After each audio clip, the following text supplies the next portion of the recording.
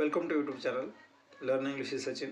या शॉर्टमध्ये आपण आज 10वीच्या विद्यार्थ्यांसाठी जो खास प्रश्न असतो, एक 10वीच्या विद्यार्थ्यांना एक कवितावरती प्रश्न विचारला जातो की बाबा एक कविता दिली जाते आणि त्या कवितेमध्ये त्यांना शेवटी प्रश्न विचारला जातो 5 मार्काचा की बाबा या कवितेचं ॲनालाइज करा किंवा या कवितेचं काय करा, सार लिहा. त्यामध्ये काय असतं, बहुतेक कवितेमध्ये कवितेचं लेखकाचं नाव असतं, कवितेचं टायटल लिहावं लागतं अगोदर, नंतर लेखकाचं नाव लिहावं लागतं. त्यानंतर कवितेमध्ये कोणती राईम स्कीम्स आलेली आहे ती राईम स्कीम्स, त्यामधील राईम स्कीम्स लिहावं लागते. त्यानंतर कवितेमध्ये कोणत्या अलंकाराचा वापर केलेला आहे, कधी कधी एक अलंकार वापरलेला असतो, कधी कधी 2 वापरलेले असतात. त्यानंतर कवितेमध्ये जी काही मध्यवर्ती आयडिया असते, सेंट्रल आयडिया, मध्यवर्ती कल्पना म्हणजे सारांश, थोडक्यात त्या कवितेचा सारांश लिहायचा असतो.